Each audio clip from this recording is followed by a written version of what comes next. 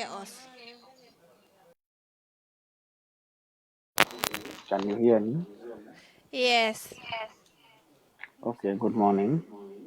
Morning. Um, Thank you all for coming to the meeting. Welcome. The last time we had one, I had challenged you all to try to learn new skills. I want to start today's meeting by asking who has learned a new skill and what is the new skill you have learned. For the past weeks, I've been emphasizing it. The memo we had suggested that people should be able to learn new skills. It's going to be one of the determining factors for people to get opportunities, privileges, and other benefits here.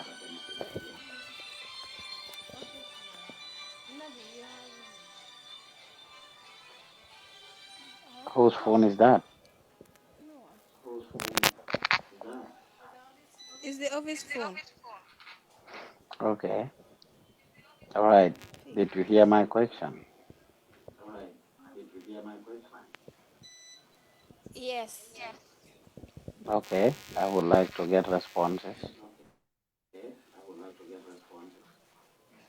Mr. Joof, I have learned how to edit and how to air. Is that something new that you never knew before? Are you just Yes. learning how to do them? Yes. How to edit what? Videos. Oh, okay. Who taught you? Either. And have you edited any videos so far? Yes. Which video? Vocal.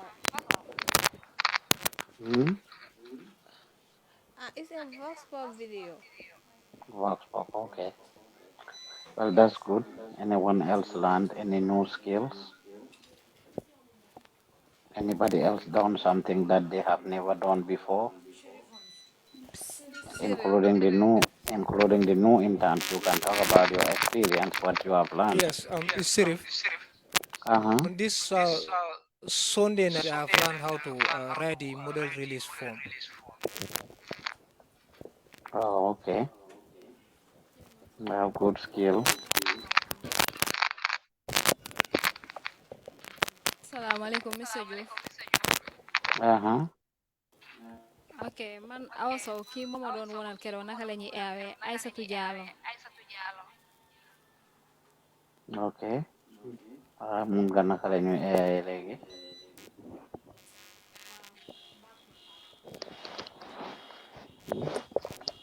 Waaw mën naa nu ñuy aawee. Dafa different moom mun na laa wan mais est-ce que yow mun nga ko lim la wan yow jàng nga ko li Ah? angale di wax ne ma ne li angale di wax ne you can take a horse to the river you cannot force it to drink first mun nga koo yóbbu ba ci bunti géej gi mais munoo koy forcer ne ko foog nga naan by force so Aïssatou mun na laa wan mais est-ce que yow jàng nga dara ci lim la wan Waaw jàng naa ci kay parce que mënuma ko woon. léegi mun nga ko Waaw mën naa ko. ok lan ak lam nga jot a ea am na dara loo jot a ea yow sa jëmmi bopp Ok keroog samedi bi ñu génnee ñu dem protest bi ba ñëw man maa ko eya wante dama wax Aïda pour mu wonalaat ma parce que bëgguma woon a jël engagement bi rek fekk am na lu des. waaw noonu la loo doonu taalibeem doo doon sëriñam so sa première fois is ok pour nga ñàkk ko you may have waaw to do it a few times pour mu gën a mokk waaw so jël engagement bi rek moo am solo commencé ko rek jël engagement waaw. anybody else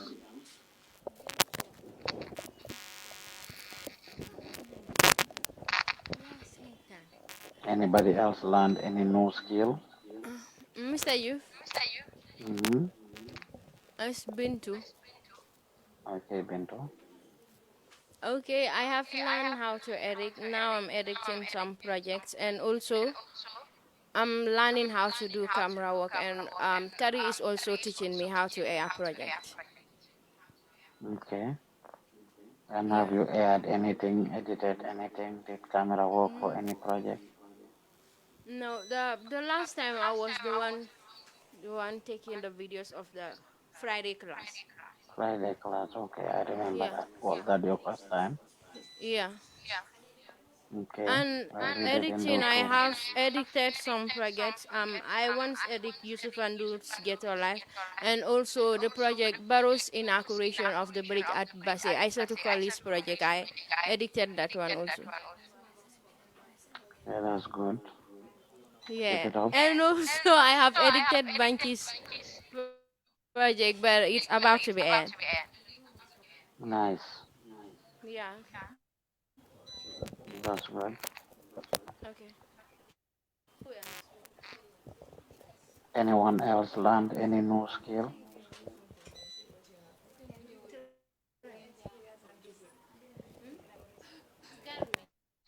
How about the new interns? You haven't learned anything new?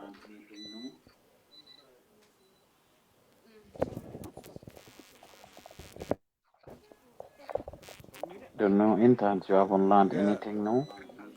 And yeah, when I it's me, talk about Boubacar. learning anyway, I'm not only talking about learning in the office alone, even out in the field, you can learn something new. So I just want to know what people learn.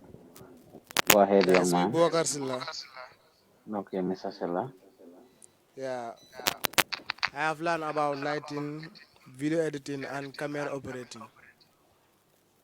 Oh, okay. What Yeah, about lighting or camera yeah, I have. operating? What did you learn about it? About what lighting? Tell me specifically about camera operation, maybe. Yeah, the, okay. I have learned different type of camera angles, the wide shot, What the else? medium shot, the soldier shot. Well, speaking my language, that's one of the key things that I want to hear people say when they talk about camera. So I'm glad that you got it. Yeah. Thank you. I'm glad you caught that. Next Okay, thank you. person.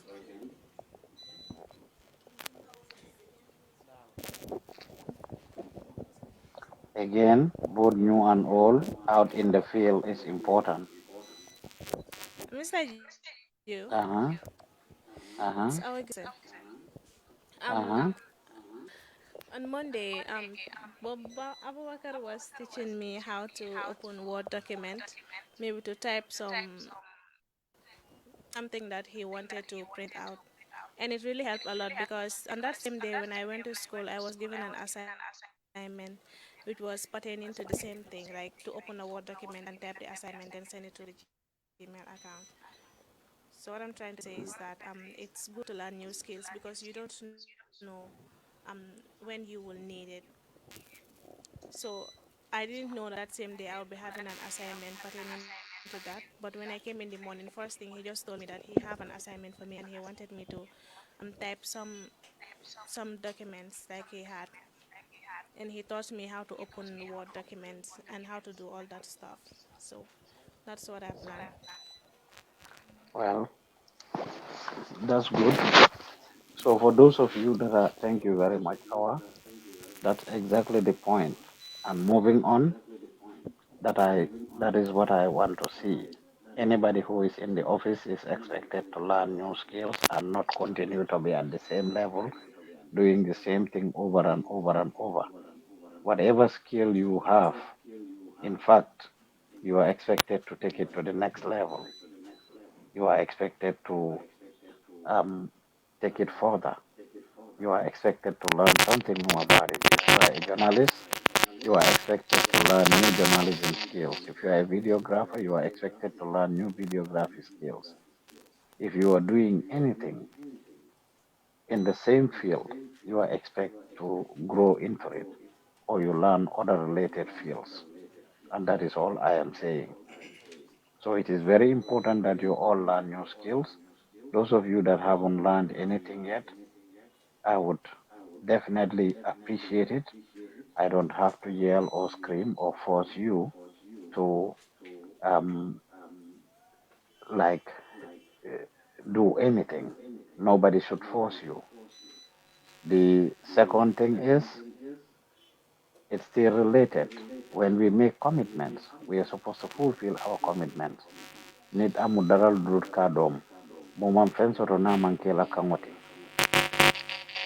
We've been talking about election coverage the past couple of weeks. We've had trainings about it. Did any of you have any experience in doing any election coverage? And can you share that experience, how it went? It could be covering a press conference, it could be covering a rally, it could be covering um, a tour, it could be covering a press conference, it could be a meeting, it could be a demonstration, a protest, whatever. Has anybody covered any project that is related to the election?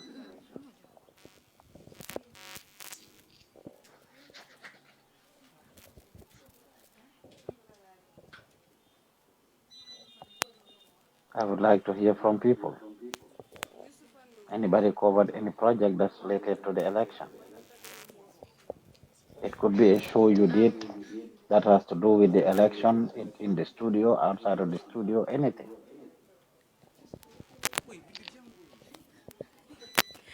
Mr. You. Uh-huh. Okay. Last last Saturday I went to President Barro's Sukutarari. Okay. Yeah. Where Well, I yeah. Um, I never witnessed did such a project like that before. But when I at least I was able to recognize some people, and I was able to meet some people that I have never met before. And I was able to also learn from how Fat Samba is approaching used to approach people there, and then how she does the interview. okay. Yeah. Well, I saw you doing analysis with Isatukole and them at the end, so okay. Anybody else have any experience with election coverage? Ah, ok monsieur Diouf man keroog tamit demoon naa si kiiwu Adama Baro bi man ak Fatou ak ñoom Bintu waaye tamit jàng naa fa lu bari gis naa ne journaliste sax foofu soo yoxee doo am li nga bëgg il faut nga fight bu baax pour nga mën a am li nga bëgg ndax sa moroom journaliste sax léegi-léegi duñ la dee may chance wala caméraman dañuy bëgg a ñëw taxaw sa kanam soo kiiyee tuuti rek li nga bëgg yëpp doo ko am mais gis naa Fatou naka la doon defee pour liggéey bi mu jaar si yoon gis naa lu bari keroog nu ko doon defee. Okay, that's good.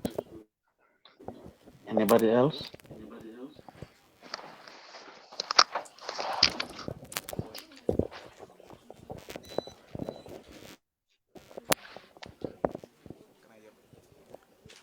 Good morning, Mr. Yu. Morning. Yeah, this is Rocky. Okay, okay. Yeah, last week Friday we went to Buffer Zone. Okay. What Yeah, happened at Buffer Zone? Banky had a lottery there in Buffer Zone. Okay. Yeah, we got a whole lot of better going on there. So people were a lot and movements like I never seen Banky in passion, but that was the first time I saw him in passions with other peoples and Fasamba told us how to hosted this type those type of shows, and then so we did it. And I never attend those type of programs, those type of event though. Okay. Yeah, that was my first time to um hosted those type of big events. But Okay. I learned a lot. I learned a lot. Basically, I learned a lot. What did you learn? A lot. Like what? as far as the Um, job is concerned. yeah, like how the movement.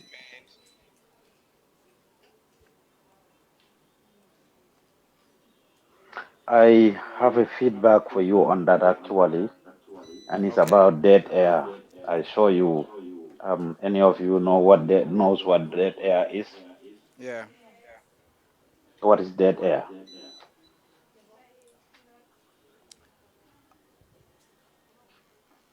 What is that there? Excuse Okay. me? Like that Anybody? air. I just asked what is dead Okay. air.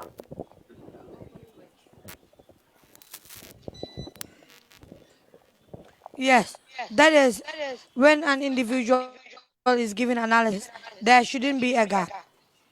When your colleague is there to approach an individual, you should tell the audience what exactly is happening. You shouldn't be keeping quiet. Yes. Any other try? Okay, Mr. Youth. Uh-huh. Uh, l- I think that was the music was so loud. Okay. Yeah, the disco was so loud, so I was not able to hear myself. So maybe that was the reason we had a dead air. No, that's not. The music was so loud. It's one of the reasons why you had a dead air. However, you were interviewing this Rasta guy who, because the music was so loud, he decided to walk away from you to go talk to the DJ or something. Do you remember that? Yeah, Faru did. No, you were interviewing the guy. You were the one Okay. interviewing the guy. He went to get something. Do you remember the Rasta guy you were interviewing, older guy, and he went away, he walked away from you to go get something? I'm not London them jelly or London them what he DJB at some point. No, I don't remember. Okay. Anyway, watch it again. So dead air means there shouldn't be any gap. When we say there should be no dead air means there shouldn't be any gap. You should be making your commentary and talking. Yaa ngi interview nit boromam am a phone call mu commencé di wax ci phone bi he starts talking on the phone or he gets somebody else calls his or attention muy take care lulu. Yow you should take charge immediately and start talking instead of being quiet and just waiting. You should be talking and analyzing and telling us what is happening. And you did a good job with that at some point because I heard you describing Fatou mu ngi nele fele mu ngi get ko mo interview gis ngeen ko mu ngi sol lu xonkal lele Fatou mu ngi nele you were describing what Farsamba was doing at some point. So you did a good job there, but there were instances that you allowed dead air to exist. So this is not the Friday class, but for you, the journalists and videographers, you both have that responsibility. If the journalists forget, you, the videographer, you can prompt them to say no dead air, no dead air, and then they should continue talking. It means there should not be any gap in your coverage. At every point, if the person is quiet, even if they are playing music and all of a sudden the sound system stops, now it takes the light. Somebody touches something, the cables, send mics start going bad. You should be able to intervene as a journalist and just start talking and analyzing and telling us, mbokk yi ñu ngi fii si buffer zone lii is what is happening, whatever you are going to say. So in any case, I would like to hear from folks. Garmi, you are quiet. I'm asking for election coverage. Ndax da nga bëgg ñu xaasal la? You were gone for over 10 days with Doy. We're talking about election coverage. Ken warut la fay upper experience yow mu dem for 2 weeks almost. Mr. Joof, good morning. Uh-huh. Morning. Wow, not uh, negul election coverage kese. Maybe going with this politician. PDIS was not the first political party I went with parce que demoon naa ak tamit mooy bi may nekk Dakar demoon naa ak Ousmane Sonko ak yeneen parti yoo xam ne dañ doon ànd def ñuy def caravane one day caravane wala some kii demonstration ak yu mel noonu. So the experience I have there li nga xam ne fa laa ko jàngee parce que loolu yëpp dafa doon nekk théorie yoo xam ne yow da ñuy wax ne théorie baax na bot pour nga dem ci field bi pour nga dem ci terrain bi moom mooy tax li nga jàng théorie nga ñëw nga pratique ko si nga koy gën a amee expérience.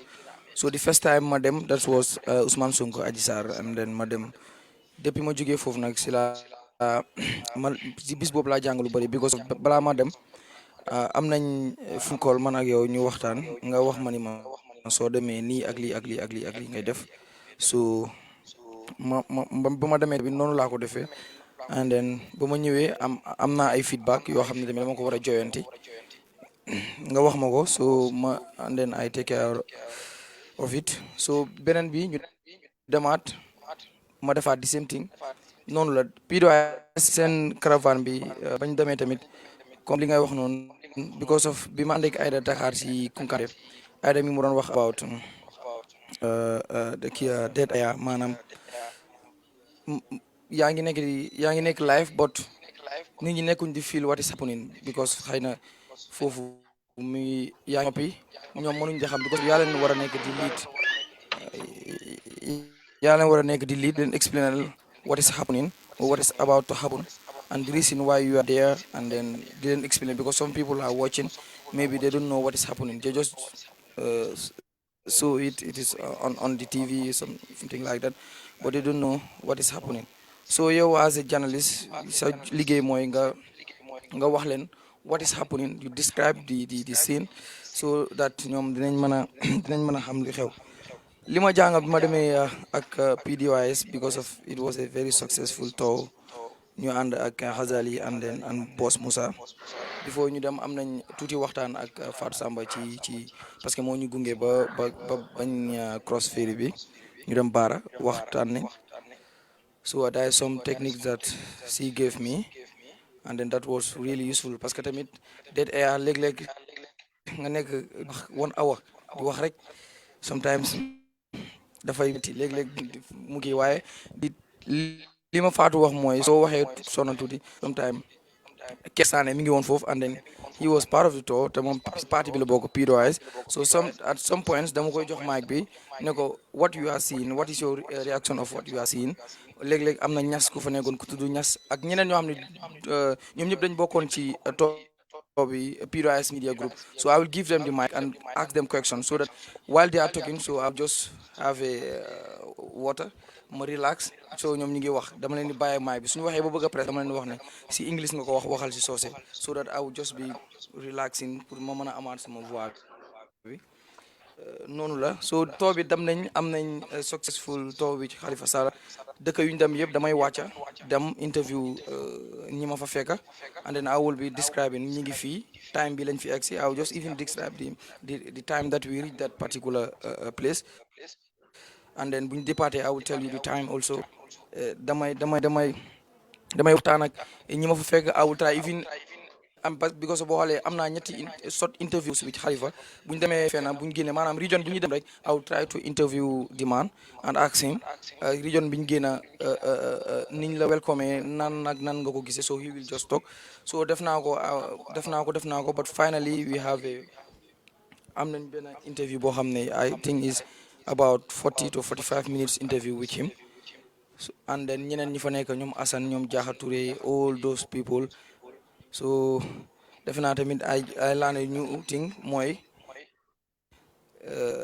fépp foo xam ne yaa ngi fay dem da ngay yóbbaale li nga xam ne mooy sa professionnalisme da ngay yóbbaale li mooy because of before may dem because da nga ma laajoon do you know the transformative agenda of PDOIS so ma wax la waaw and then boobu amoon naa ko but after si laa ko gën a read from now even ñoom ñi nga xam ne ñi ngi PDOIS seen transformative agenda bi gënuñ ma ko xam I can tell you Wonderful, from the beginning to the end wonderful.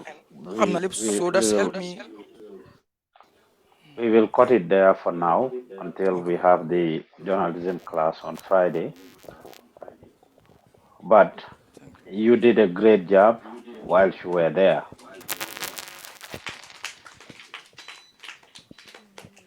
Just 2 days ago,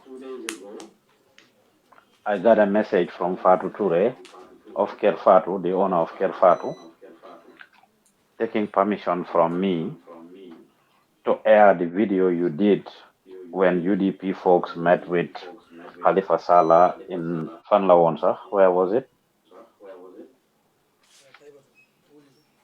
Hmm? Taibatu in Wuli. Yes, in Woolly, yes. I think we are the only media house who captured that. UDP people are circulating that video on their forums and their platforms on WhatsApp. I saw it in different WhatsApp groups.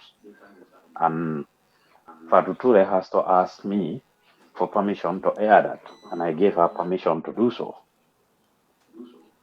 All of you sitting there, that is a good feeling.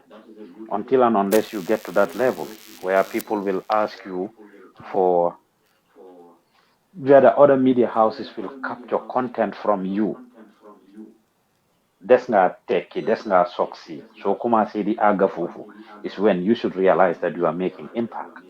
And I guess this is not the first time we are having this Garmi, because even when you were in Senegal, you did some projects that even Senegalese media captured from us.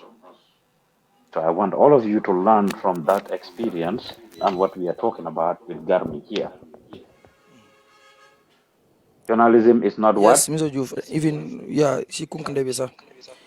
That was Adji Sarr issue mooy bi man bi doon wax ne Adji Ousmane Sonko jinne moo ko dugg. Yes. A lot of the media houses dañ ko capture si daji Thione Seck bi tamit even I think is RTS and then kunkande bi Sen TV. That was Yes. Sen TV, yeah. Yes. That's when you start to know you are making impact. When other media houses, especially people that are at your level or bigger media houses, actually get your clips, get things from you, and they air it, that's when you should know that you are creating impact. So the things we teach you guys here on a daily basis are the things that are going to benefit you when it comes to timeliness, when it comes to professionalism, when it comes to doing research. Liggéey bi yëpp dem na ñëw na yëpp is about research. So when some of you are told to go do coverages, you're supposed to know basic things about what you are going to cover. And I would like to see people doing that. We want people to be productive. We want people to be productive. We want people to get out there and do the work. So ngeen demee, observe leen. We are not going to these places. I heard some of you say, oh, this was my first time going to this place. Musuma gis presidential candidate Kari, diplomat Kari, minister Kari, Definkele. All of that is important to see these public figures. But that's not why you are there. You are there to learn. So su ngeen génnee ak Fat Samba, su ngeen génnee ak Aida, if you go out with Musa, with Lamin, or anybody, learn new skills. That's what I just started the meeting with, telling you guys to learn new skills. Yen la moo njëriñ, whether as a reporter, as a journalist, or whatever. Do not allow dead air. Make your commentary. Be part of the program. Observe and watch the people that you are there with, neither senior. See what they are going to do. Try to have interviews. Jot down some questions. You must have basic information. If you are told about coverage, do not wait the basic coverage. Gadora come up with questions or whatsoever. It's very important. So ngeen yëgee luy xew bokkaleen si. Be part of these things that are happening. Njëriñ rek la am pour yéen. When we say election coverage, some of you were freaking out. Some of you were talking about, oh, your parents, wala lii lele. There might be violence, but we are not anticipating it. It might be. Ñaanuñ ko yàlla raada. Ñaanuñ yàlla violence am. Go out there.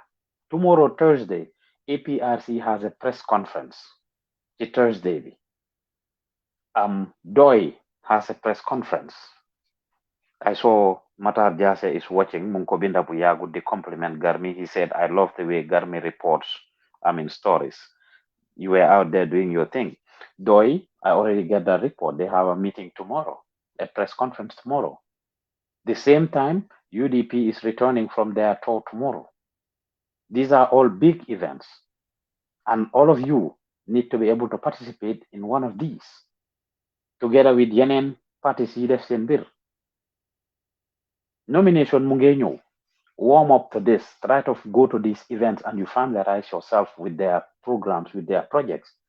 By being there with Doi for almost 2 weeks, dégg ngeen Garmi mu ne leen ne he probably knows the transformative agenda of Doi more than even what Doi himself, because you are there with them every day. Di dégg ñu ko wax ibe mooy kan iba foo kan. I'm quite sure when Sanyang comes with Sanyang that is with UDP, and Sanyang and Kurubali that are with UDP, I'm quite sure when they come back, you ask them anything about UDP, they'll be able to tell you, because they are there with UDP and their 5-point agenda, they would probably be able to tell you. If Isa Tukoli goes with President Barrow, whatever agenda he has, he should be able to tell you. So we are supposed to be part of these projects so that you know what is going on, so that you can report about it. Su ngeen ko toppee ngeen document ko naal yaa nooma loo doonu taalibeem de doon sëriñam last week wax naa leen ko fii ba ma kuutal leen Aliou Mbaye Nder in his song where he said loo doonu Sëriñ Mansour si ma woyee Sëriñ Mansour si Babakar. I told you guys the things that he said. Loo doonu taalibeem doo doon sëriñam ku bugga doon baxana dangaa njëkka nangoo doon daala ku yàgga si teen baak fekkala fa. These are all 3 things that Aliou Mbaye Nder said Sëriñ Mansour si Babakar yaa tax ma gom ko. So the same thing, if you make yourself familiar with these things by going to these events and these activities for now, so nomination, you participate in the nomination. After nomination, you will be able to do a good job in analyzing and reviewing these things. I'm glad that you guys were listening. I mean, I was so Isatukoli, whatever, Singate, been to Singate, Musa Jine, you guys did review and analysis after President Barrow's meeting. Garmi, you did a wonderful job with the DOI thing because they gonna analyze link house dekai fingen joge whilst you are in the vehicle. I see the efforts you are making the watch fungen joge nañ fi ñu ngee dem place sangam dégg ngeen li Khalifa wax na fi li this is how the welcoming was at this place. We are going to the next place. Hopefully they'll be able to match this place. That is what is expected. If you are here and not doing any project, expect that you are not going to be here any longer. I've said it to you. Momo bijang imantara fenke kan biye na samaitina te nga ñew elek do ñew wala da nga ñew fini do def ben project nekulo di janga tara lu es xamal ne fi du sa place. Right now amatum time for that. We don't have time for it. I expect all of you to grow and learn new skills. Di ngeen ko enjoy yeen seen bopa. I expect to see you in the studio doing shows. I expect to see you out in the field doing shows. When you go out to the entertainment places, do the same thing. You see entertainment season, say na you are entertainment journalists. Go out there and cover the entertainment stuff. Have shows related to entertainment and get the artists to talk about election and different things. Whatever you are into, relate it. Relate it to elections. The other thing that would bring me to is the news. Some of you have committed to be doing news in different languages. I said it last week. It's not supposed to be dependent on Isaatu Koli or anybody. And all of you sitting here, especially the journalists, interns, or staff, we are supposed to do this news. All of you are going out to cover events. Reports have reached to me that some of you have been assigned to write stories or to do voiceovers, or especially of events you covered, and you refuse to do so. I'm informing you that we have assigned Isatukoli and Serif Conte to be responsible for the news department. They can see an event you cover and they ask you to write a story on it, or you do the coverage for it, the voiceover and stuff. Even if you don't attend it, they can assign you to watch something and then do a voiceover on it or write the story. It's not supposed to be long. It's not supposed to be difficult. You are part of an entity and you are supposed to be doing this. Say Nabusane, you that is into entertainment, I would expect you to be doing a news piece on entertainment, like the events you covered last weekend. You could have done a news piece on it. These are the things you need to know. This is the professional level. If Mariama Fati is into fashion, I expect her to do news piece on fashion related stuff. If Sirif Conte does shows on religion, Islam related, I expect him to do stories on Islam and religion. If Hazali or someone is into sports, I expect them to do a news piece on sports. But if you are not even specialized on anything, still, I expect you to be able to do news piece on things you cover, including Vox Pops. If Maimuna Jaju and them went to Kanilai and came back, I don't expect Munyo Reg player you that raw content like that alone. The meetings is fine. Let's do a news piece on it. When you attend President Barrow's meeting, I expect you to do a news piece on it. Several things happen there. President Barrow's speech, there could be 3-4 news items that come out of it or even more. Fabaka Tombong Jatta's speech could be Kap Ahmadba, the same thing. The Doi Caravan tour, the same thing. So even when you are away, like Garmi was, like Kulubali and Sanyang are, we should be able to have them on the news to report live from wherever they are during the news. Wala sululu possible. So it will find them by the time we do the news, they would not be here. We can even record them. So one of the things that we will be doing is trying it out, where we will send all of you to different places, send them to different areas in the greater Banjul area, and we will actually do a test run to have people report at different places. We did it during last year's New Year's. Kanakan Mofine Konsi New Year bi. I know Garmi, you were in Dakar, you report from Dakar. Who else was here during the New Year's? Mr. Juma, Okay. everyone. Exactly. You reported from where? Bara. From Bara, exactly. Garmi, you reported from where? Dakar, not far. Dakar. Who else was here who reported from somewhere else? I Anybody reported else from was here? I reported from Brikama. Oh, you were, okay, yeah, you went to Birkama. Who did you go with? Sanyang, right? And Kadituri with Isatu Turi. Okay, Sanyang Kaditu, and I said, okay. Yes. So we went to different places. We are trying to do the same thing again, whether it's during the election or during the New Year's and the like. So we will send you to different places to do a test run so that you know how that goes. You do live reporting wherever you are. Wherever you are, we expect you to do live reporting. So we want you to learn these skills. Expect you to learn how to operate the cameras and the equipment. This is very important. So the new stuff, we are expecting you to participate in it. So if Sirif or Isatukoli comes to ask you to write a news or participate in it, you need to learn these things. You need to grow yourself. You need to build yourself. You can only improve as a writer when you write. Sheriff Conte is assisting me on a lot of projects that I'm doing here for the Washington West African Center. And that includes a lot of writing. I can tell you, Sheriff has grown so much the past 3 months. He's been doing it for about 3 months. He has grown so much.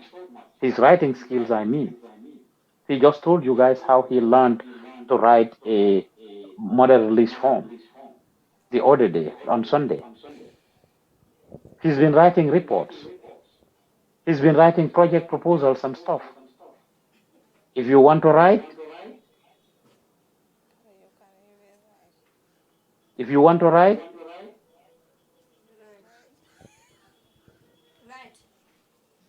if you want to speak, exactly. If you want to edit, if you want to know how to run a camera,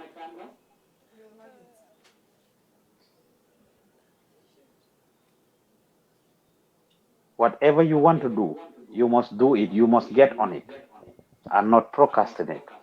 Whilst you are sitting there and procrastinating, somebody else is doing it. And that person will be ahead of you. To ko defee nga toog di kaas nga toog di mer yenni misa ye kam faa di mer si kaw keneen kii lañ empower, kii lañ jox lii, kii lañ teg suñ kaw. Some of you been here for 6 months, a year, whatsoever. Don't be surprised if the new interns do better than you. Dinañ ñëw nekk si seen kaw. Ibe laal ñaatule. They become your boss. They become your senior. They be the one to train you, to teach you, to be supervising you, to be giving you directives. That should be embarrassing to each and every one of you. Somewhat. I know everybody is not meant to lead. Everyone is not meant to be a boss, but you are here to learn. And over here, input determines output. So fi toogee bañ am new interns ñu ñëw kooku climb the ladder ba ñëw nekk sa boss. Think about it. So if you are here and you really don't have your heart here, or you're too busy for this institution, or to do research, or to learn new skills, go look for something else.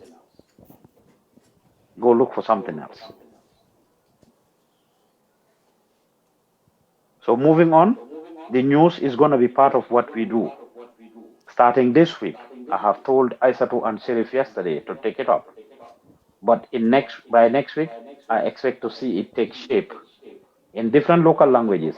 All of you who have committed to or said you want to be part of it, or who have given your names, and you just have one saying to I remember also you were one of those people. I remember Musa Adahaba, you are on it. I remember our Gise, you said you want to be on it.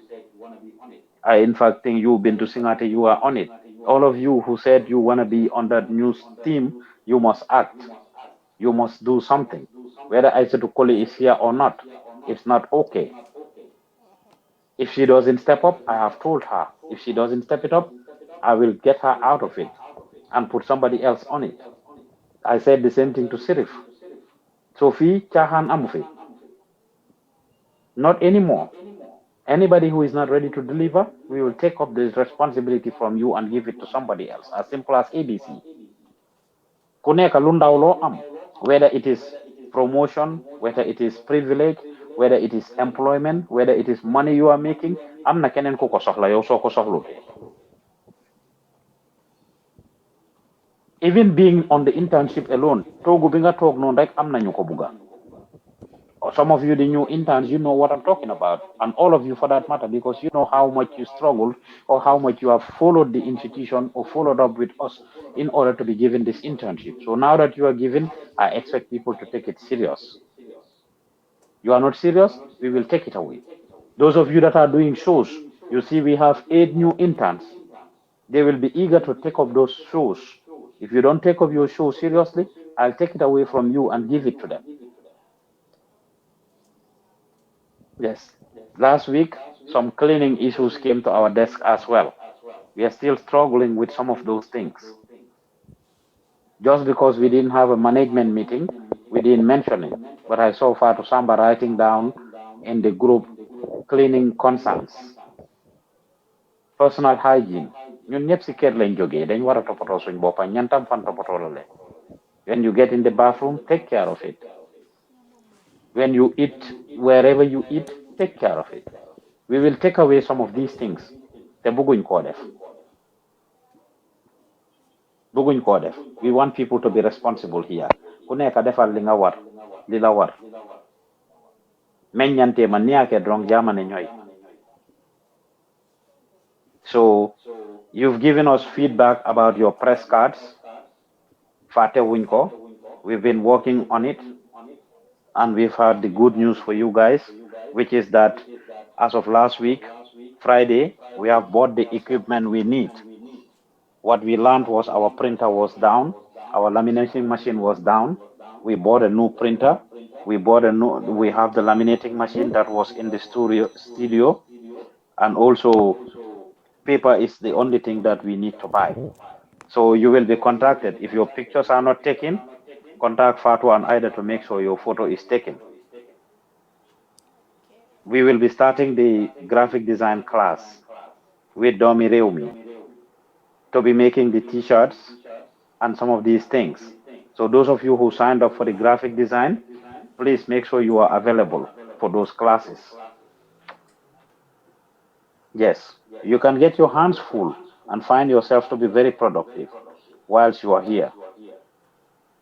I've been on talking for 45 minutes.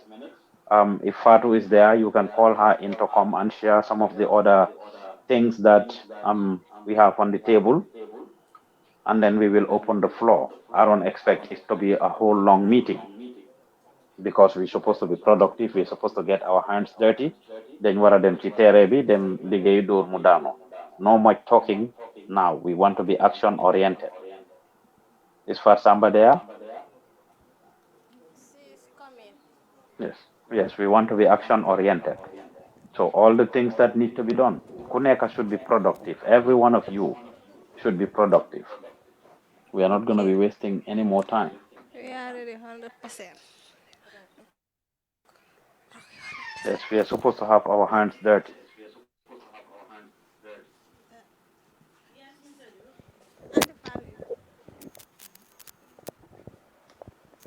Is Fatu back? Yes. Okay. What are some of those things that we highlight from last week and this week that we need to address, things that we have observed or we have coming up that we need folks to be part of? I don't understand.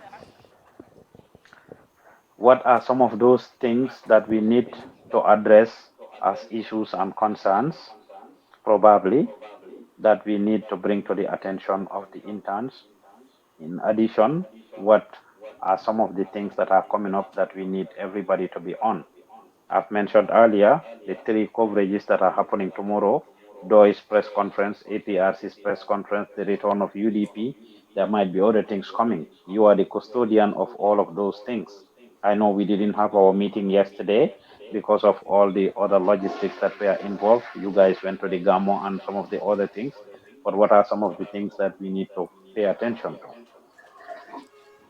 Yes, the first thing is good morning, by the way. The first thing is for people to make sure whenever they go to coverages, especially people that travel, when you come, you make sure you write your finance, the money that we give you, so that whenever people are to go to those areas, we can know exactly what to do and what not to do. Yes.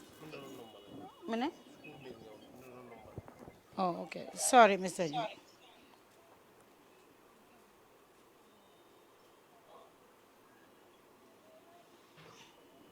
I'm Babuka.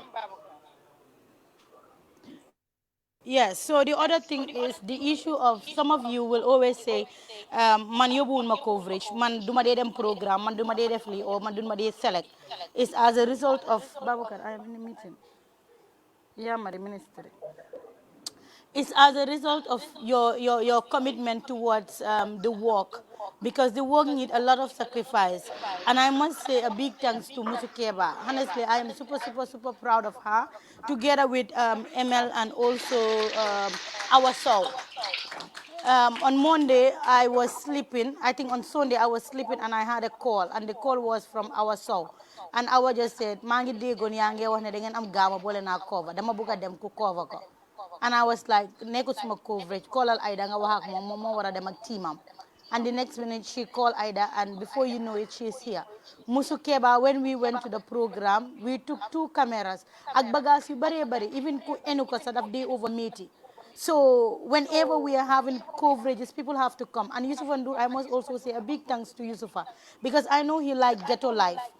He liked to see ghettos. So I told Yusuf, program. If you don't go to programs with us, or you cannot avoid us, some of you will never have any experience when it comes to coverage, because you must be on the field to know what to do. Ask Yusufa, he was at the Banky program. I'll be shouting at him, Wahal, Wahal, Wahal. If he didn't go to those programs, he will never know how to do it and what to do and what not to do. I had Mr. Joof giving him feedback that there was dead air. That was his first time for Yusufa to be in those kind of programs. And I'll be interviewing, and Yusufa will rush and pick somebody and bring the person. So if you are not in the field, and some of you will always want to be in the office, man fuma deka dafa sori, man duma de muna def li, man duma de muna def lele. Honestly, you would just be in those areas where you would only have little coverages. Last week was my biggest experience. Musa was not here. I have to send him message. I told him, Musa, another time you have such program, billahi bulma yobu wati sisa party bi. so ñu gisee suñ caméra yi daf doon bëgg a yaaxu and all that. If you are not going out, you will never know what it means. What it means. And some of you, even last week when I was trying to get hold of people that will attend the program together with Ida, I called many of you. Nobody picked my call. It's only ML that picked my call. And he even told me that, he would have been busy. And I said, oh, please, I want you to come and attend. And he came and attend. Depuis 7 o'clock, we left this office. Before we all get to our house, it was already 8. Musukeba is here, Awa is here, and Awa is married. So mune sacrifice, kumude flow. I don't see no reason why other people cannot do it. Tomorrow, UDP will be having a welcoming. I was just talking to Sanya, myself, Musa, and Ida. We are having meeting inside. We are talking about the different program, and we are looking at the people that we would send there. It's not people that you would send and you give them feedback; they will not take it. Last week we went to NPP their program. One man from NP on Sukuta, their program. One man from the NPP meeting and all that, NPP media. He insulted me in front of everybody. He stand in front of my camera. And I told the guy, please excuse us, we are working. And he started to insult me. I insult him back. I said, nobody insult my mom. You are here, we are working, you are working, you are standing in front of my camera. I told you, bro, please. And you insult me in front of everybody. You think I am those ladies? And the next minute he said he is coming to fight me. I said, just touch me. You will know that I am like you. So if all of you are not going to those programs, you will never know what we deal with. And on Monday, when Aissatou Koli was having program together with Maimuna, the guy called on the program and say, dama buga sen janga bobu nakala tuda, and Aissatou Koli say kan. Send reporter bi ki dee liggéey very well. And Aissatou Koli me ko kan because ñun fi am den bari. And he said, Aissatou, I want to apologize to the lady because dama ko tooñ. I cannot speak Mandinka, but I heard what he was saying. And Aissatou Koli was laughing.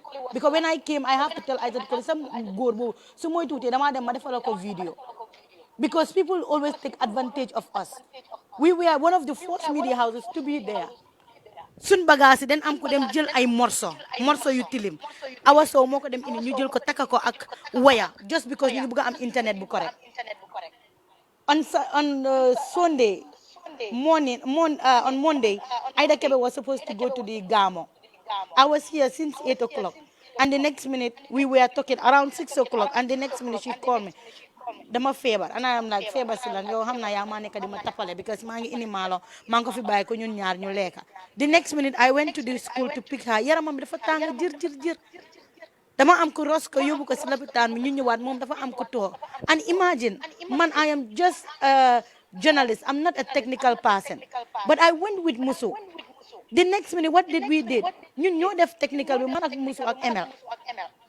How did I know that? When Musa mu ngi liggéey, Aida mu ngi liggéey, dama di dem guys seen boor maa ngi xool naka la guy di defee things. But if you are in this office and you don't want anybody to talk to you, you don't want to pick calls, you want to turn out ngoon program, suba program, it's not media. Media is every day. Suba ngoon guddee bëccëg, we have programs. Especially this week. On Friday, President Barrow is going to Gunjur. On Saturday, Gano is having a meeting there. If you attend this program, that is where they announce their next program. So the office is centered with few people. Few people know their legacy office. Ñeneen you don't see them. So what a time they just pimp them name. That's not healthy. Musu is here. Musu Keba Job. And I would say this again. So ko waye program o mu dega ko mom wala de call mom si bopam. I remember doy bu ñoo dem ak Musa wara dem tukki dem ak doy. Musu call me and said dama bëgg dem si programme doy bi ko ma jappalé Musa. And I told her no problem. And the next minute feka NPP ñu ngi am programme basse. She went there mota mënuta dem. And that is when we realized this young man's talent. What is his name? Hazali. Hazali did very well, and some of you ngi the same batch as Hazali. Now Hazali moved now to another stage. So some of us who ñu ci office bi ne Hazali mom lifu rek la naka la ñu ndaka de nekk fi mom semester avenue rek la de cover. Fekk move na to another stage mi ngi am ak Musa 2 weeks outside. Musa jangal na ko lu bari. Def na ay video yo xamne Musa daf ko wax baaxut. Fatoumata Sanyang, I also want to attest. Kuma ko thank you. all this week moo dee liggéey office bi everything especially man su ma waree dem live meeting yi ñoom kii nii bi naka la kii tura wa sis ni banki mu ngi noonu suñ caméra bii dafa bëggoon a yaaxu yaramam bi yëpp la day jël mu def nii soo gisee suñ yaram yi suñ bagage yëpp suuf la ñan ñoo ko def suuf is as a result of fun dem. So I want to encourage all of you, if you hear any program su dee da ngaa dem sa nga téye banta kese bu ñoo ekati demal nga def ko soo ko defee loolu yoo la moo help.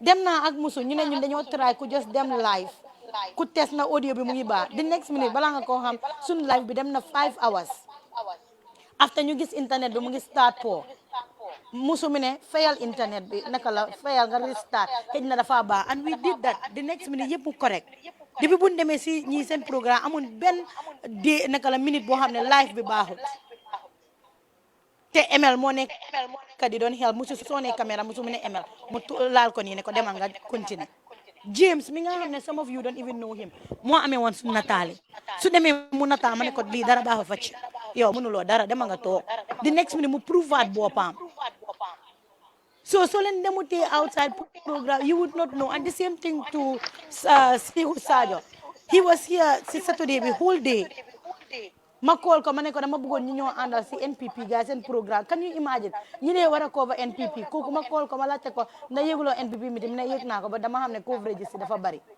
Some of you da ngeen dee gis certain things ñeneen si yéen every day ngeen dee xool ñi di seen WhatsApp status da ngeen dee gis naka leen dee waxee loolu status mi ne la tomorrow Independence Stadium Jah Rastafari will have program or this one or that one, but some of you da ngeen dee even nobel loolu institution bi you don't tell nobody. I said this, if you cannot do it tell us and ñu dem ñu def ko man I am here to work daf dee métti nag liggéey bi right now as I am talking suma yaram yëpp a ngee métti and maa ngi xoolaati like programme suñ am and everything yaa ngi nekk di ko xalaat so leen gisee any programme on social media on WhatsApp status tell us. Thank you. Yeah, so Mr. Joof, the other thing that I want to address is the issue of the office. If you look at outside where we normally sit to have our breakfast, last week again I took pictures and I put it on the group. Ñiti suñ lekkee still foofu leen dee bàyyi tilim tilim bi soo lekkee dara nga jël ko nga génnee ko last week dama wax loolu bu ma ñëwee si suba bi people were here Fatmata rek a bale office bi nothing clean un sa si suuf ak fompa taabuli balaa nga koo xam lan leen am arkande mi nga xam ne moo nekkoon si office bi moo ñëw seet si office bi dafa taagu kenn mu ngee ñëw dafa wax kenn mu ngee ñëw bu mu ñëwee mu gis office bi how clean the office was kan moo ko yóbbu arkande came back to me and said digga seen office bi is very nice suñ toogoon waxuma leen ne ñu clean loolu ndax kooku dina ñëw du fekk office bi mu ñaaka set it's our office suñ bos la ñun la ñiti di fi fekka te ku bëgg a nit mu respect la da nga war a make sure nga set. The other thing Monica, some of us here as well, nagala computer nga dem laal ko nanguta taal, you don't tell anybody in a computer dafa am issue or dafa am problem, da nga jóg rek nga move to another computer. That's not how it works. Su nekkee computer bi dafa am problem demal nga wax Aida or Musa or Fatou or this particular part, gars ñu help la su ko defee nga def ko. Some people are trying in this office and I must say a big thanks to Mohamed Mbaye Garmi.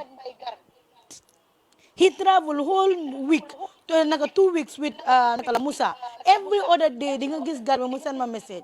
Why boss, gis nga lim di def. Mbaa bi baax na, mbaa bele baax na. Bés bu ñu àndee dem defi ji coverage bi, first day bi and everything. You see how he does it. Dama bañ ma send Musa voice message. Ma ne ko Garmi du dee soona. Moom daf dee analyse ba programme bi mu jeex. Fekk ne ku ñàkk a faydaam anytime I am going out for programme boo xam ne ku ñu ñit ku ñëw defal commentary la dama ne xaaral ma dem ak moom waaye liggéey bi soo si bëggee def tayal idle you will not have it boss yu nekk fii ne ñu ngi liggéey very well dañ dee liggéey ba soona so yéen a war a ñëw ngeen mun ñoo help right now I air it we don't do much Fatmata is here soo nekkee kër suba teel bu ma koolee si office bi uyu na naka la ok Lamin mu ngi def lii xaaral ma continuer ma def ko. Let us help each other. Sometimes I know fee on Sunday. Lamin kese mo fee nekk the whole office only Lamin. You will meet nobody. Some people, Thank na you. naman yung Sunday, and at the end of the day, they will never come. Thank you. Those are some of the things that you guys need to pay attention to. Not only Sunday, but even the night shift. You come here in the morning, the office is packed. You have 10, 20, 30 people in the office. You come here in the afternoon, nobody is here. You come here at night, only the manager or the supervisor on duty or one, two people. We have some of the new interns that are coming now, but we hope you keep it up. These are moments that you can learn a lot. Right now, in fact, I was told that two of the computers broke down, which is minus two computers for Aferi editing, and we are looking forward to buying more. But until then, we have limited computers. So if you need to learn more skills, um, Matar said he want to join POS reporter, their cameraman. He said he is following the meeting and he want to join the meeting. this is our internal meeting, but anyway, it's okay. Just let All right. me break the rule for a second. What Okay. does he want to say? Matar, yes, everybody is listening. You can hold this. Mr. Julian, go ahead. Afternoon. Are you hearing me?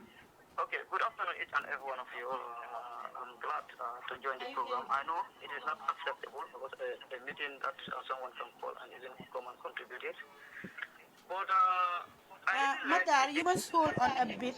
Hold on, Mr. Joof. I think I will remove your audio for a minute so that people can hear what Matar is saying. Hello, Matar. Okay.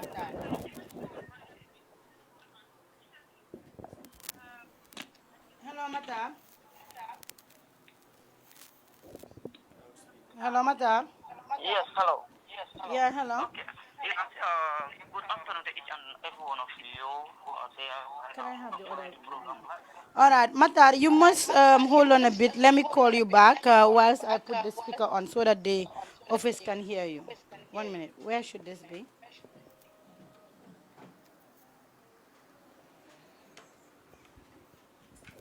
Can I have the speaker? Yeah, you can connect it over there. Whenever you are not hearing, don't say Okay, because I am this hearing. is exactly what I am saying when we talk about dead air is things like this. You're not supposed to allow it to happen. You're just supposed to chip in and start talking and continue doing what you're doing. Now, Fatu was talking about um, being in the office and being relevant and doing things. It's very Hello, important. Matar. It's good that we pay Yes, are attention. you getting me? Yeah, your voice could be much better. Can you please raise your voice? All right. Okay, Mata, we are listening. Okay, good afternoon, each and every one of you. I'm glad to be part of this program. While it is not accepted while you're having a family meeting and employee the program, because I just have the feeling, I'm just happy also seeing the way your boss are talking to the new intern. We are all new intern at this moment because we are learning here, we are learning so many things at the advice that the boss is giving. It's very good. I like, I used to follow Gambian Talent TV, their programs, and whatever, any type of program that they are doing, I used to follow it sometimes. I used to watch it anyway because I like the way they are doing their programs. I like the way they are training these young ladies and young men to be how to be professional, how to be something that is very educated for their future tomorrow. It was an another institution. They might maybe asking money to come and join the institution. You pay, they train you and you go. But I see that in government talent they don't do that. They are just doing things as it is possible. And the other thing I see in government talent TV is something that any program that is happening in this country, they will make sure that their reporter be there. They make sure that they have the footage. Any political party that is having even any meeting or any rally, they will make sure that they go and cover the meeting and cover the rally. Anyway, I thank the ladies. Well, it was for me sometimes I used to meet the ladies on different type of programs. Because sometimes, yeah, they don't call it matter on videos, but I'm matter from foreign because I used to uncover all any type of event happening in this country because sometimes foreign used to send me to go and take some footage and some other things. Uh, Even the team that went with the tour, yeah, 3 years back, 2 years back, all the team that went with the tour. But I see anytime when tour is happening, they send ladies, it's encouraging. They're encouraging the ladies to say that what men can do, ladies can do it. So it's a big thing for the ladies, and it's a big thing for the management to make sure anything, for anything that in terms of videographing, in terms of anything that they make sure that they're supposed to be there. And then first of all, I see the effort. What first of all, when you go through the first of all, sometimes you must have to fight it first of all there because when this was there, I need this, I must have to take it. That's how you do. Because you cannot be able to tell you that go and take it. You have to go and take it. Nobody have to tell you go and take that image.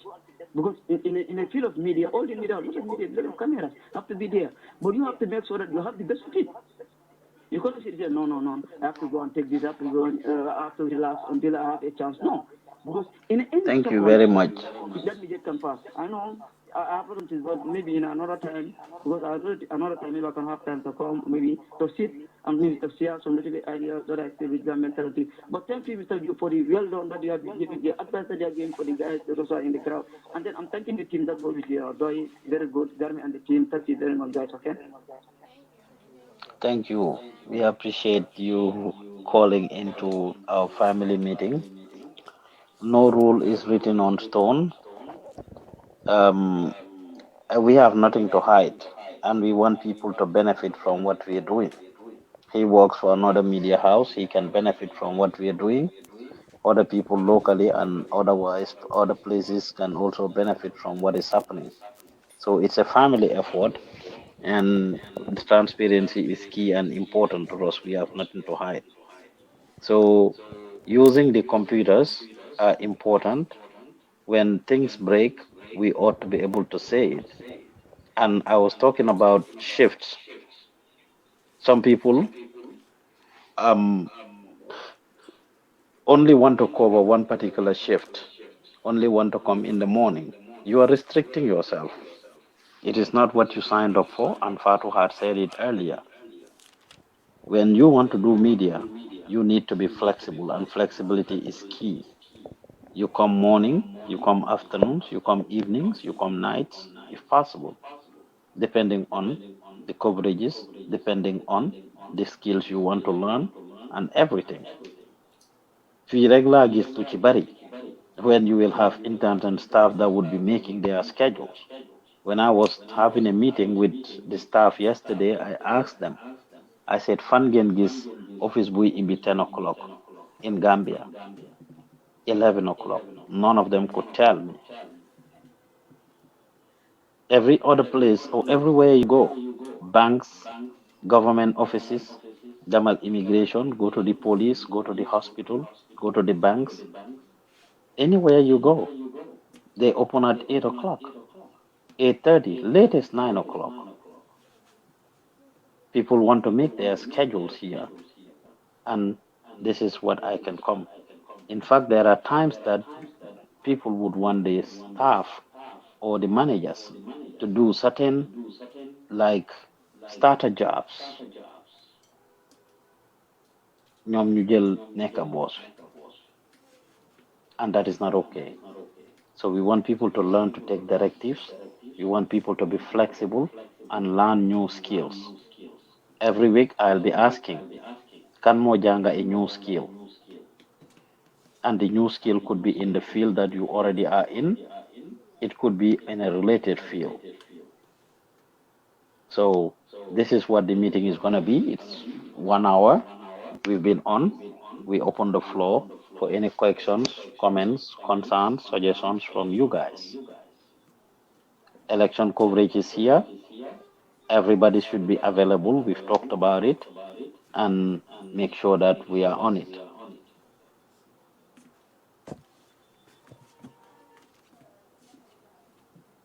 Any questions, comments, concerns? Mr. Joof, Garmi. Uh-huh.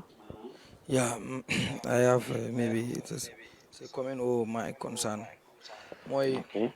first of all before anything damay wax ni about news bi nga wax Mhm. because of xam nga comme institution bu mel ni Gambian Talents si taw bi ma jógee nii rek laa xam how big Gambian Talent it is parce que da ngay gis ne yu bari ñu ngi doon xew si dëkk bi waaye Gambian Talents rek nga gis fépp Gambian Talents rek nga gis fépp even our national television nekkul fépp so Mhm. Gambian Talents TV rek moo nekk fépp then I'm serious about this léegi li ci des nag mooy faaw kon ñu jéem a muy ñëpp sama bopp laa ko starté and then all the my fellow interns and the staffs ak ñëpp koo xam ne yaa ngi Gambian Talents rek mooy news bi nañ ciy gën a farlu ñi nga xam ne ñoo ci nekk si news department bi from ñi nga xam ne ñoo ko xeet si Konte and Aïssatou Koli and ñi nga xam ne si leen bokk so nañ fexe léegi start ko léegi ñu wook ñu xool nan la news bi di amee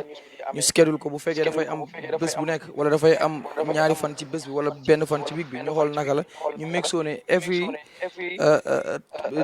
that particular date or time fekk news bi am na because of news dafa nekk loo xam ne si media because of Gambian Talents TV boo xoolee seen kii bi ligne éditoriale dañu wax education entertainment and information so we are educating we are entertaining but information bi des na to information bi news ci la bokk we are giving them information in different way but fi nga xam ne foofu lañ ko ñu bari di xaare mooy ñu leen di jox news and we keep giving them news all the time so man loolu laa wax ne ñun sama boppa starté ko si man ak keneen képp koo xam ne xam nga cër boo ci am na nga def bul xaar ñu wax la ne yow yaa war a def li wala yaa nañ toogaat suñu biir ñu waxtaanee ko and then beneen concern bi ma am about that tamit joxe news baax na boo xamal ni news institution la news bokk ci bu fekkee télé dafa am bu fekkee télé kër la nañu wax ne bu fekkee dafa am li nga xam ne mooy bunta yi mooy news moo nekk bunta yi si lañ lay jàppee si lañ lay bàyyee because of mënoo joxe news di fool people mënoo joxe news and you are not serious mënoo joxe news fekk xamuloo nan nga joxe news and this is serious muy man muy keneen so nañ work together ñu jéem a xool news bi nan lay starté and then the other issue mooy ndekete et que Gambian Talents TV because of nit ki doo dee xam ci li nga nekk wala doo dee xam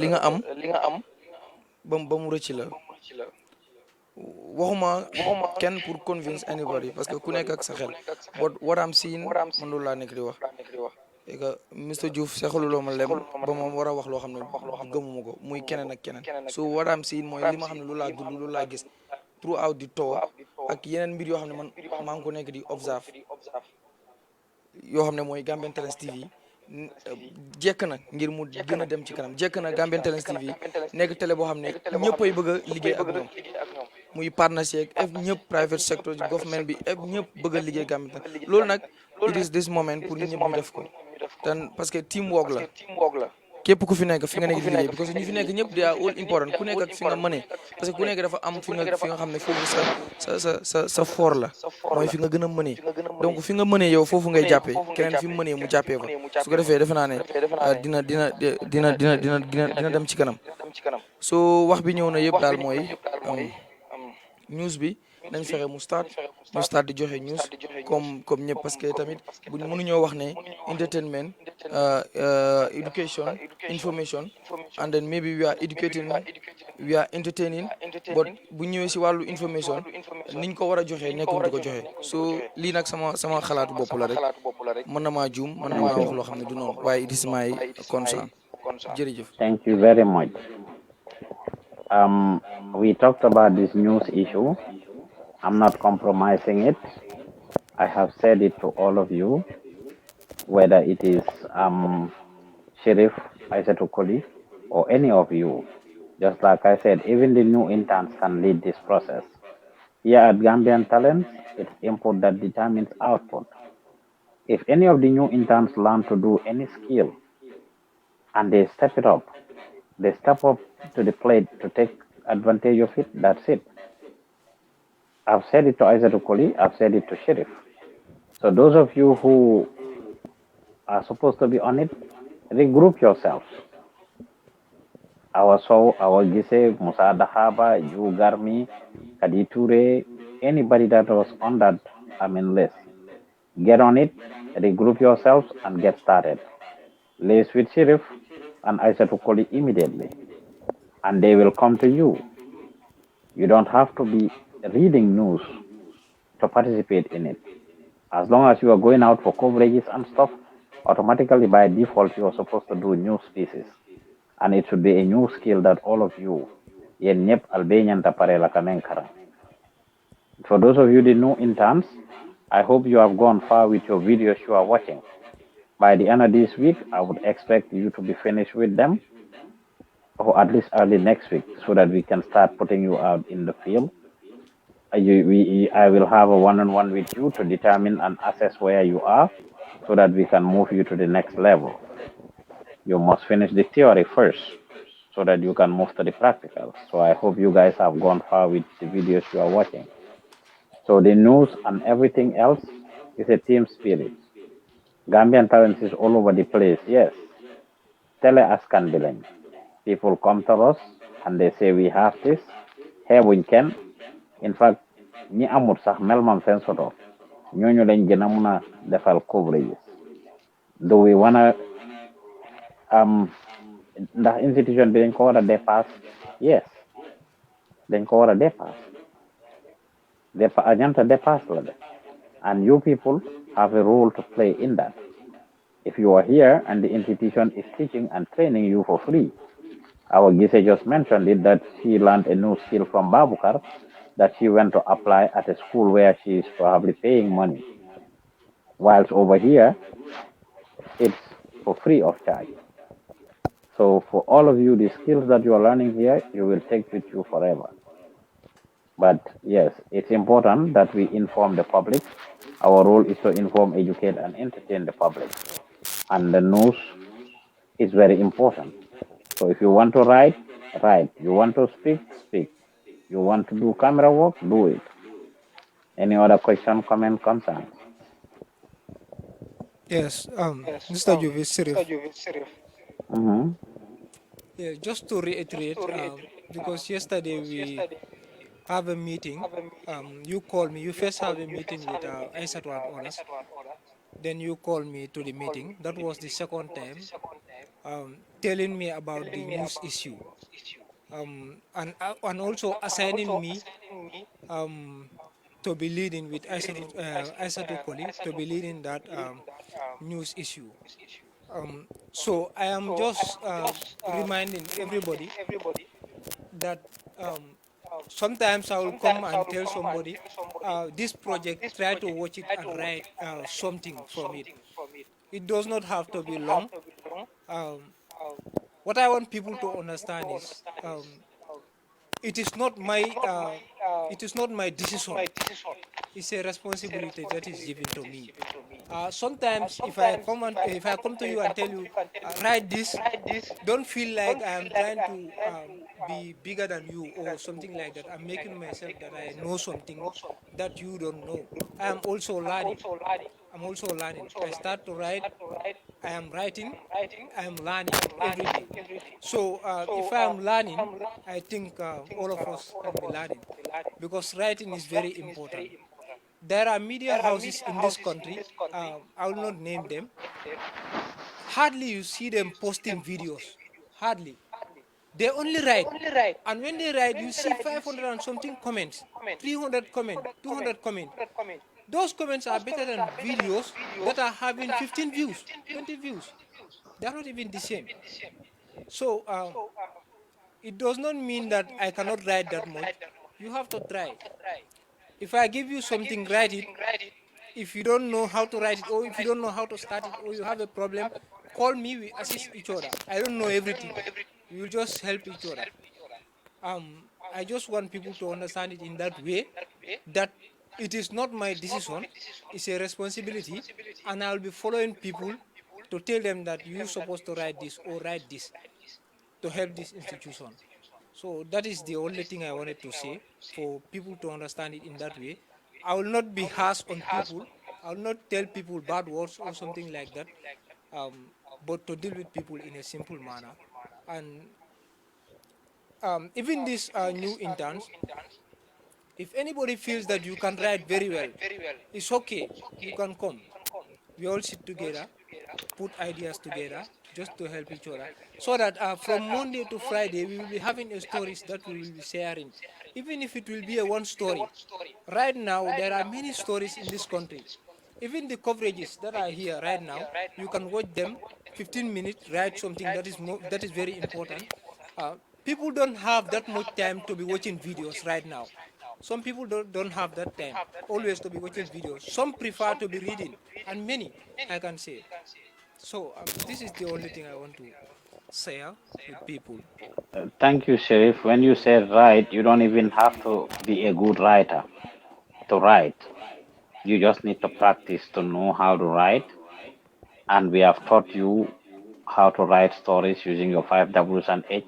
And even the videos I just sent out a few last week for the new interns to watch, they should be able to see that how to write stories, how to create stories, and it's the same thing how to present a show and all of that. So it doesn't take long. If you want to write, you need to write, and all of you need to learn, especially the journalists, to write. Thank you. Anybody else has any question, comments, concerns? Okay, Mr. Diouf man also. Hmm. Man li may wax si news bi comme ni ko Garmi waxee rek parce que ñu ngi jëm ni si élection te nit ñi tamit bëgg nañ di déglu li nga xam ne moo di news xam li nga xam te ne moo xew ci dëkk bi même bu fekkee ne demuloo ci meeting yeeg yooyu xëj na boo seetaanee news di nga si jëlee lu bari man nag moom pare naa pour defandoo ko ak gars yi bu dee dañuy génn si terrain bi tamit pare naa pour ànd ak ñoom bu fekkee tamit ci net bi la ñuy uti ay éléments tamit pare naa si pour ànd ak ñoom waaw. Jërëjëf Awa, we are all over the place. Ñun fu ne lañ ne. Fu ne lañ ne. Diggante last week ak this week, weekend bi ak léegi. We have so much content. We were in Foni and Kanilai and all these places. We were in at Banki's program last weekend, Bupaseni. We were at the protest, Never Again protest. We were at the Gamo. We were at President Barrow's rally. We were at the Ministry of Health, whatever they were doing, Demba, Nabarki Demba. So, I mean, we are at, we were with UDP, still with UDP on their tour. We were with Doi on their tour. So, fun lañ nekkut fun. We are all over the place covering everything that is happening, unless we are not aware of it. So, again, whoever is here, we expect to see you to act. Like action, and action, and action. Okay, next person have anything to say? Yes, Mr. Yu. Good afternoon. Uh-huh. Afternoon. Yes, it's Dahaba. Yes, Yeah, Mr. like what Daha. Mohammed and Silva were saying about the news. It's very important because before I was doing it, and then for me, my main purpose of coming to this institution is to become or to become a perfect anchor doing news in broadcasting in Mandinga language. So I was doing this news at home, but coming here and then doing this, continue doing news, it is a very good to me because I understand before the things they taught me here, and then by the time I was at home, I don't know those kind of things. But the coming of this institution is very important to me, and then I will also assure you that I will try by always to liaise with my team again to continue doing our news. And then concerning about the news story also, this morning Sirif told me that you create a task force for the concerning about the news writing, and then he told me everything, and then I also concord with him. Then I will also try by all means, because for me, not promoting myself but writing is not my big problem, because even my news articles, I always write. I write more than three articles or more than four articles, and then just after writing, I will just inside the studio then broadcast it. So to write and story also a story rather, maybe I'm 100% sure that it will not be a problem to me also as well. And then but also again I will assure you we will also liaise with the team, then we can continue doing news. News is very important as as also mentioned in the definition of journalism. You cannot inform, likewise you are not doing you are not how to go broadcasting information to the public. So that is very tedious things for me, but inshallah we will also continue doing this news. Thank you. You know, I've heard all of you talk. Thank you, Musa. But all of you who are saying this about the news, this is not the first time we are having this. So I just want to see action from you. Whether it's Sharif, is Garmi, is Aoso, is Musa, Yen, Yep, Albe, Chow. Just act. You have given me this assurance before, multiple times. We've had a few meetings. It is not happened. If it is not aired, if it is not aired, if it is not aired, It is not done. okay. So if the news is not until I see you guys on the screens, I will take anything you say with a pinch of salt. Lépp lu ngeen ma wax duma taxa dóor sama doom. Allah diamutat narangan dingol di fasay. Mr. Joof, Aha. sorry, like dafa am sirif lu mu wax ci ba muy wax ci about parce que mu nekk di lead team bi te xam nga boo lead léeg-léeg you will give directives but loolu pour ñi muy man ak muy keneen defe naa ne man sama part you respect the directive that he is giving, and then I said to Koli, but also just to tell him ak waxaale ko sama bopp ak ñëpp mooy and then in news department dafa nekk loo xam ne faaw tamit we share ideas, we talked, and then because of news moom dafa nekk loo xam ne nekkul military campus boo xam ne di leader bi just come ne this is my decision and this is the final decision. No, we just come ñu xool ban story moo gën a boo xam ne c'est news wooti because duñu leen mën di jox news rek because you want to do news luñ gis rek wax leen ko. So we talk about that, ñu xool waxtaan ba nga xam pare, but at the end of the day yow ak Aïssatou Koli yéen decide, and whatever you decide ñun dañ ciy topp. But before décision boobu di ñëw defe naa ne yow la man la Awa Sow la everybody koo xam ne mu ngi involve si news department bi am na right to say ne waaw man sama koñ li moo fi xew news bi lii yow nga ne ko non, parce que different benn programme rek mën nañ ci am, parce que it depends si angle yow bi nga bëgg a jëlee yow sa news, the angle that you want to fetch your news from.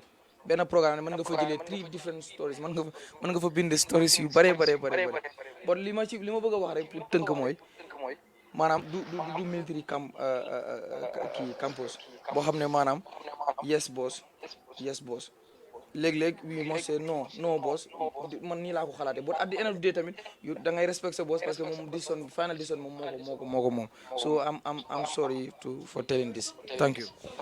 So Garmi, when it comes to that, I would think maybe you misconstrued Sheriff, because this came from me when I gave that responsibility, and it is because things are not getting done. I involve Sheriff eventually because I'm working with him on other projects and he is delivering. And I think if he comes on, he will be able to follow through and follow up. Wax naa leen ci beginning bi ne reports came to me that some people were asked, even coverages they went to, li Sheriff di wax noonu, it's not even toog rek ne seetaan leen video sangam. If somebody goes to cover a press conference su ñëwee xanaa du kooku moo war a binda story ci press conference boobu wala report ko. If somebody goes to cover a rally, are they not the ones who should write a story on it? If somebody goes to an entertainment event, xanaa du ñoom ñoo ci war a def story? So that's exactly what we are saying. So people went for coverages. They came, they were asked to write a story on the coverage they went to, and they refused. Or ñu ne tey ëllëg gannaaw ëllëg dinaa ko def si kanam nii lele, and they never delivered. So these reports came to me, and that is the reason why that suggestion came up, that they must assign people and follow up with them. If somebody is supposed to do a cover a program, they go for the coverage, they come back, they are supposed to write a story on it. And Nyom Serif have that responsibility to follow up with you to make sure that you actually do it and even guide and train you. We work together to do it. So this is what is expected. I don't even expect it to be a back and forth, Sheriff. I think I have cleared No, whatever. I just please, I just want to say just few words, if you may allow me. Okay. Yes. I'm just repeating again. When I was talking, I used several times we will help each other. People are listening to me. I said we will help each other. Even if you feel that you cannot start, you cannot begin how to write, you call me. I will come and join you. We sit and write. What I mean clearly by saying, I will come and say, so write this one. For example, we have UDP rally. They are here, the stories. You have PDOIS stories. They are here. You have different stories. They are here. If you come in the morning, you did not come with something that is relevant, or you come with something, or you did not even come with something, but you come in the morning. I, as a leader, and Aisatu Koli, I have the right to tell you, sir, this project is here. Please try to watch it and write something. So the word military camp, I don't think is a suitable word to use, because when I was Okay. talking, I made it clear. That's Okay, the only Sheriff. thing I want to say. Yes, Thank you just very like I much. said, I'm not expecting it to be a back and forth even. I know Garmi didn't know the background that gave birth to what you said. And I reminded him and everybody that the background is based on the fact that some people were asked to write stories on events that they even covered, coverages they went to, and they didn't do it.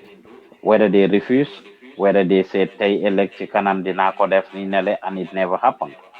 As I just said, if it is not aired, it is not done. And this news issue is something that we've talked about for over a month now. The teleprompter is fixed. All the gadgets yi ngeen soxla am ngeen ko ak sulata joramol mel bi lay baby jele. So we just need to get going and getting it done. So that's what it is. Let's work together to make it happen. When it comes to the stories, even coverages, them could be enough to give out as news because everything we have in the Kabi, as you all said, we are everywhere. Those alone are good enough for the news. However, can we have some special news items? Why not Garmi? I expect you to work closely with them. Mr. Juf, Uh-huh. Ida just told me to share this with the people in the office. She said she was sick yesterday, whole through of yesterday, but she realized that people will only come to the office to chat or to joke because she was lying down. But in most cases, she only hear noise, among people that she thought ñoo war a nekk di liggéey instead ñoo dee toog nekk di waxtaan mi ne da ngaa dégg waxtaan yi kebetu yi and all that sometimes mi ne light amutoon so ñiti ñu ngi just toog si production room bi di waxtaan so I am thinking each and every one of us light warut a tere kenn ku mu liggéey caméra mu ngi fi right now si office bi duma dee gis vox pop before I see a lot of vox pop nawek mu ngi nekk problème gisuma benn person at Gambian Talent mu def a video about nawek te every other day people are coming. Sometimes I'm not saying don't get yourself into news or don't get yourself into certain things, but these are the news.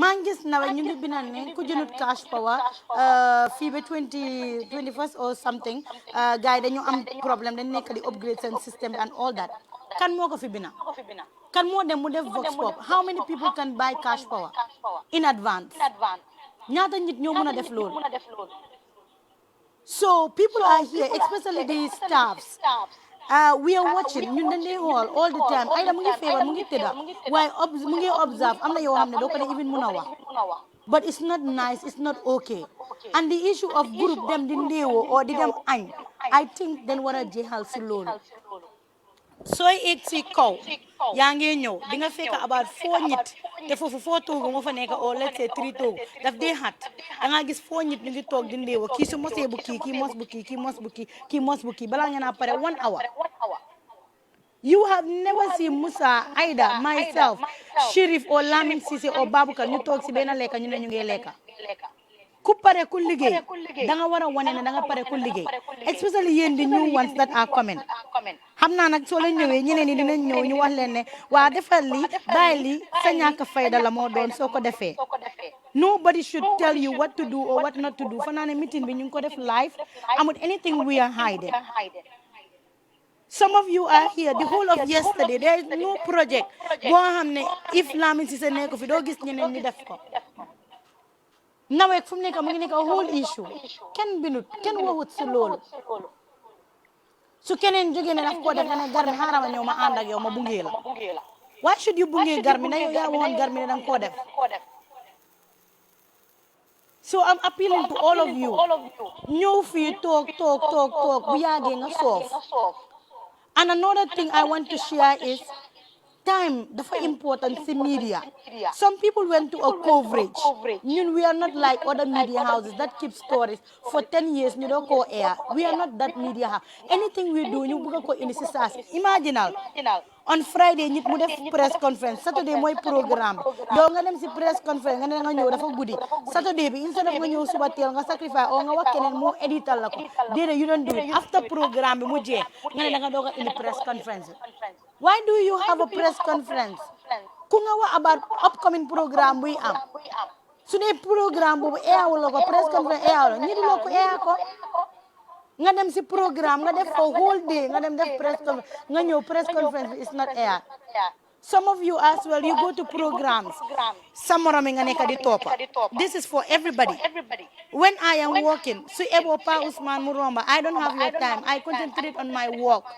Someone new, yeah, nakam, concentrate na. Nga nyo di lati da manila bala la bum ñu ngeen liggéey. Right now, I am just from talking to a minister. And gaya ma wone ñun ñoo nekk di wone pass ñu nekk di find out about programs. Lu gaay announce programme ak lu gaay wane mooy am it's quite different. Aharal so pare nga wax loolu. So we are the only one ñoo xam ne ñu ngi nekk di follow up. So yéen da ngeen ñu war a dimbale. Waaye the level of play bi ñu dee nekk fi di dee waxtaan di foye di kaf di ree it's just too much. I want people to be like Musu. I'm not saying this Kuma Jaiko or anything. I don't see Musu Muto mu def anything. See office bi ay waxtaan or whatsoever. So ñëwee suba teel nga fekk ko mu ngi ut lu moo def. Soo ko joxee liggéey dafa dem mu def ko su demee mu def erreur nga ñëw di ko wax dafa wax okay no problem ëllëg du ko def.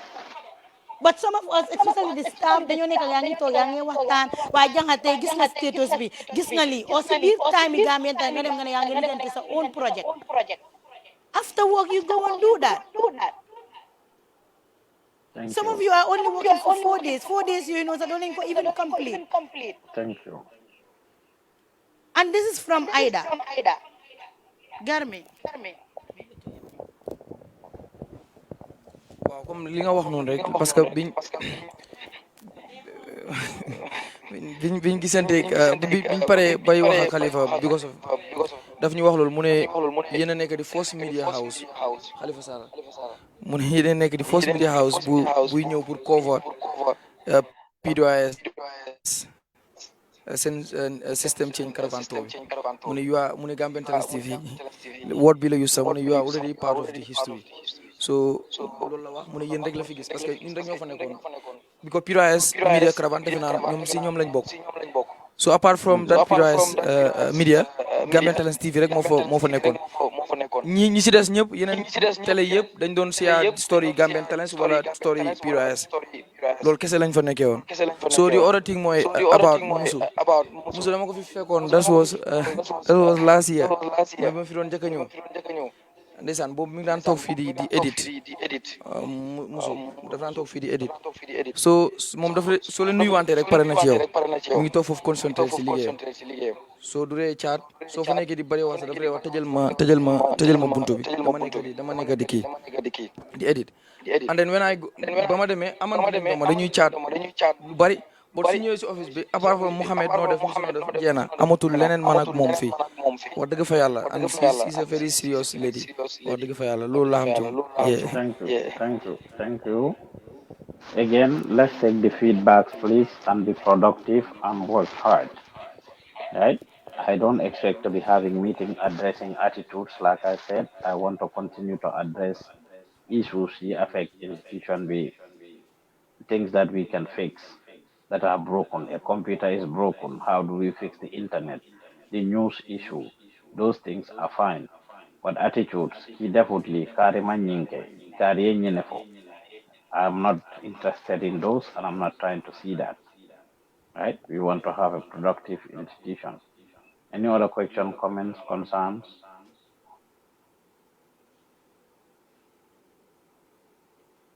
Any question, comment, concern?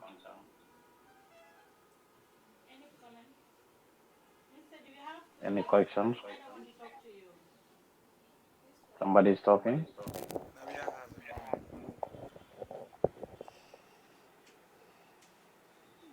Mr. Joof, Hmm. comme lu anti Fatou wax si mbiri nawet bi lay bu nekk di off and on ñun demoon nañ def loolu mën a Alassane fii si Westfield eyaa nañ ko waaw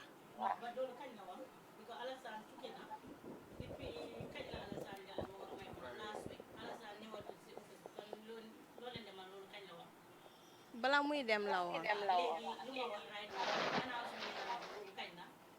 boobu démba la foog na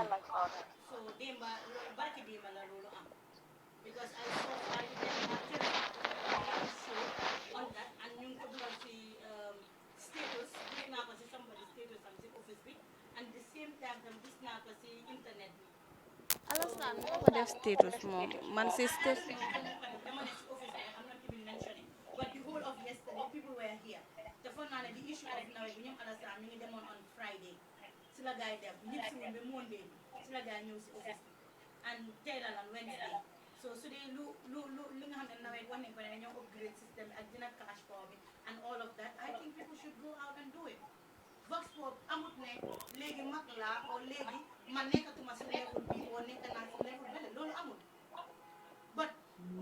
ok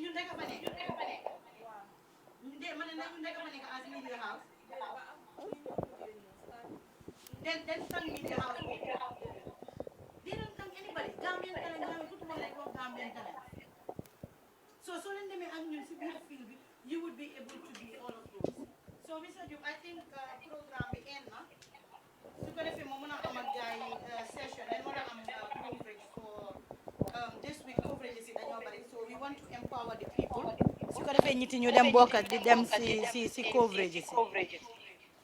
All right. Thank you very much. Any question, comments, concerns for me before I take a leave? I don't want to talk to you.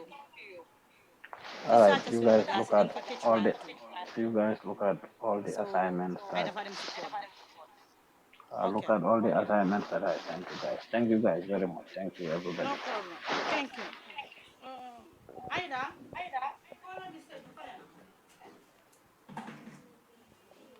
can we just have a meeting, please, quickly? You have some class with.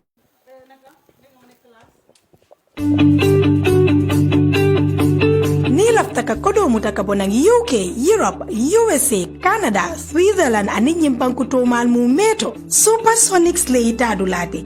Anada di masanji jama Gambia bankoka ise kodo tanole ibe dawo da birin katon fokoina andung batatije. Hade batatije ise kodo tanole ka bonam bantala bankol to birin UK, Europe, USA, Canada, Switzerland ani nyimbanku tomal mu beto na doku sone yata atariyata akoita andung allan na yata. Gambia bankoka Supersonics le dinkiral siyata katambinyin tomal mu meti. Supersonics be banku tan sabani nani le to fota findu bankolto dung ila Google Play Store to wala ila Apple app sign ye Supersonics la money transfer app o download pour que ifa munafang na service hola.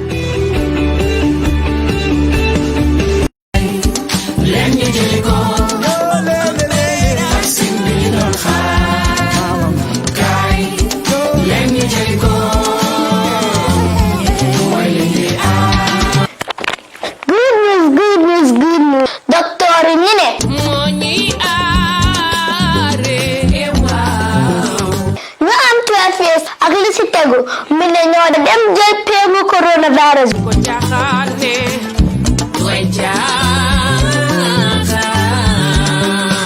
Kon génn leen ngeen dem jël peegu coronavirus.